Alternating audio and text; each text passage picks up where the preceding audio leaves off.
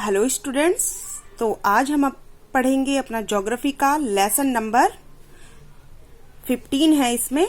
ठीक है, तो इसका नाम है elements of weather and climate, यानी कि एलिमेंट्स मतलब तथ्य ऑफ वेदर मौसम के एंड क्लाइमेट जलवायु के। हम यहाँ पर पढ़ेंगे कि वेदर और क्लाइमेट में क्या डिफरेंस है और ये कौन कौन से फैक्टर्स हैं जो क्लाइमेट और वेदर को इफेक्ट करते हैं। तो इसके जो फोकसिंग पॉइंट है वो है वेदर क्या है, क्लाइमेट क्या है, उसका टेम्परेचर, हीट जोन और फैक्टर अफेक्टिंग टेम्परेचर पर क्या असर होता है। तो in this chapter we will read about the elements that make up weather and climate. इस चैप्टर में हम यही पढ़ेंगे कि ऐसे कौन से एलिमेंट्स हैं जिनसे वेदर और क्लाइमेट बनता है। We know that both weather and climate influence many different aspect of our life. हमें पता है कि वेदर और क्लाइमेट हमारे जीवन के अलग अलग पहलुओं को इफेक्ट करते हैं, जैसे हमारे एनवायरमेंट को, हमारे इकोनॉमिक एक्टिविटीज को और हमारे लाइफस्टाइल को। ठीक है, तो सबसे पहले हम ये डिफरेंशिएट करते हैं कि वेदर और क्लाइमेट एक ही चीज है या ये दोनों डिफरेंट हैं। तो इसको बहुत अच्छे से हम स्टडी करेंगे क्योंकि इससे रिगार्डिंग क्वेश्चंस पूछे जाते हैं। First of all, weather.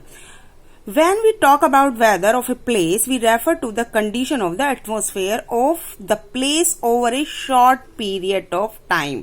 ये बात याद रखेंगे कि अगर हम वेदर की बात कर रहे हैं तो वेदर हमारे एटमॉस्फेयर मतलब हमारे आसपास की एरिया का एक छोटे समय में जो वहां पर कंडीशन घटित हो रही है शॉर्ट टाइम में, उसी को हम वेदर कहते हैं। यानी कि वेदर माने मौसम।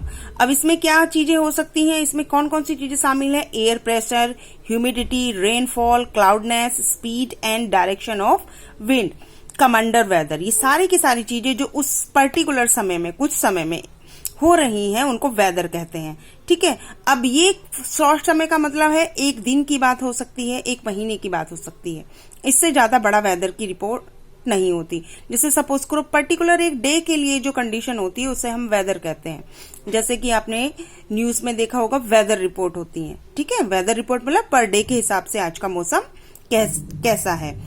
अब आते हैं क्लाइमेट पे। तो climate deal with the average weather. Average मतलब औसत वेदर निकाला जाता है एक लंबे पीरियड का, और इसको एवरेज 35 ईयर तक इंक्लूड किया जाता है।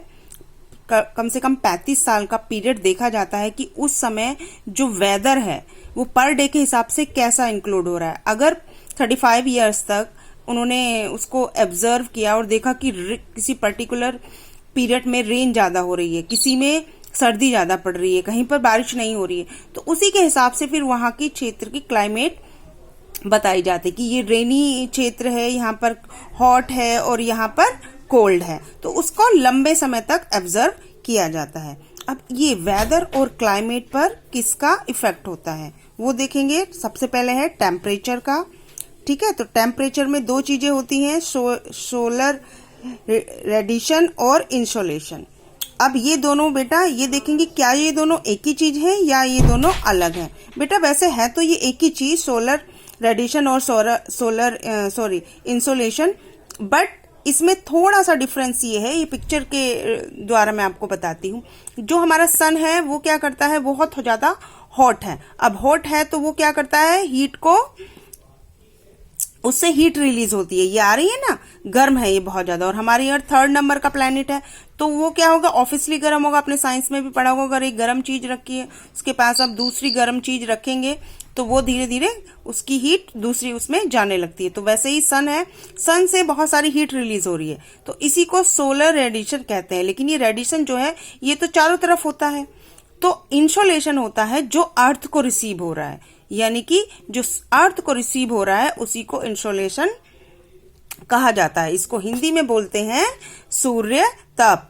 सूर्य ताप यानी कि सूरज की कितनी रोशनी अर्थ को प्राप्त होती है। देखिए जितनी रोशनी प्राप्त होती है उससे कुछ % अर्थ वापिस कर देती है। ठीक है, तो जो प्राप्त होती है उसको इंसोलेशन कहा जाता है। अब इसके बाद क्या होता है, जैसे कि आपको पता है हमारी अर्थ बिल्कुल फ्लैट नहीं है, वो थोड़े राउंड शेप में है, तो इसीलिए अर्थ की जो किरणें हैं वो सीधी नहीं पड़ती हैं, कहीं पर बहुत गर्मी होती है, और फिर जैसे जैसे हम इक्वेटर से ऊपर की तरफ जाते हैं क्या होता है, सन की रेस स्लैंटरी पड़ने लगती है। तो उसी से क्या होता है बेटा, हीट जोन बनाए गए हैं अर्थ में। आगे पिक्चर्स के द्वारा मैं बताऊंगी आपको। The surface of earth is divided into 3 heat zone. जो मेनली है वो 3 हैं। पहला है टॉरिड जोन, फिर टेम्परेट जोन और फ्रीज जोन। टॉरिड जोन कौन सा है, टॉरिड जोन देखेंगे पिक्चर्स में पहले, उसी के द्वारा आपको पता चल जाएगा। ये देखिए, ये है हमारी अर्थ को जैसे हीट जोन में डिवाइड किया है। अब ये जो डार्क येलो है ये इक्वेटर है, 0 डिग्री है ना, अर्थ को 2 पार्ट्स में डिवाइड किया है। तो इक्वेटर पर सन की रेज हमेशा सीधी पड़ती हैं, तो यहाँ पर ज्यादा गर्मी होगी। फिर धीरे धीरे जैसे ही ऊपर जाते हैं तो स्लेंट्री यानी कि तिरछी पड़ने लगती है, तो कम होगी। और नॉर्थ पोल की तरफ जाते हैं या साउथ पोल की तरफ तो बिल्कुल तिरछी पड़ने लगती हैं, तो यहाँ पर फ्रीज जोन होगा, यानी कि बहुत ज्यादा यहाँ पर सर्दी होगी। तो देखिए हमारी अर्थ की जो सेफ है उसकी वजह से भी हमारे अर्थ में के टेम्परेचर में बहुत ज्यादा वैरायटी पाई जाती है। ये देखिए, इसको एक और इफेक्ट ऑफ लैटिट्यूड ही कहते हैं ना, ये जो सीधी वाली लाइन से हमने डिवाइड करा है। देखिए ये सन रेज है वर्टिकल, मतलब जो बिल्कुल सीधी पड़ेगी वहीं पर सबसे ज्यादा गर्मी होगी, जो जितना दूर जाएगा उसी पर वो स्लैंटरी होती जाएगी और वहां पर कम गर्मी पड़ेगी। ठीक है, उसके बाद जो है फैक्टर्स अफेक्टिंग टेम्परेचर, इसके अलावा भी और फैक्टर हैं जो अर्थ पर पाए जाते हैं, जिनकी वजह से अर्थ का टेम्परेचर अलग अलग पाया जाता है। एक है latitude, temperature reduce as one move above from equator because of the slanting rays of the sun. जैसे बताया गया कि टेम्परेचर जो है वो डिक्रीज होता जाता है, यानी कि अगर हम इक्वेटर पे हैं और इक्वेटर से अगर हम टेम्परेट जोन या फ्रीज जोन की तरफ जाएंगे तो टेम्परेचर कम होता जाएगा। उसके अलावा एल्टीट्यूड क्या होती है, ऊंचाई। जैसे जैसे हम अर्थ के सरफेस से यानी कि सी लेवल से नापते हैं हम किसी भी चीज की ऊंचाई, ऊपर बढ़ते जाते हैं, ये फिट में दिया हुआ है बेटा, वैसे वैसे टेम्परेचर डिक्रीज होता जाता है। ठीक है, कम होता जाता है।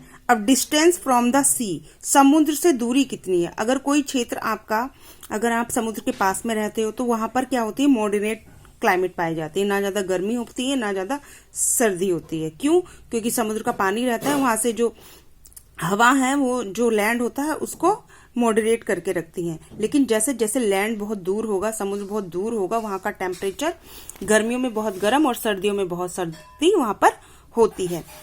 प्रिवेलिंग विंड्स, हवाएं कैसे चलती हैं। ठीक है, अगर ठंडी हवाएं चल रही हैं किसी क्षेत्र में तो वहां की क्लाइमेट ठंडी हो जाएगी, और अगर वहां पर पास में गर्म हवाएं होती हैं तो वहां का टेम्परेचर ऑलरेडी गर्म हो जाएगा। जैसे हमारे यहाँ होता है जून के महीने में लू चलती है तो पूरा टेम्परेचर बहुत हाई हो जाता है।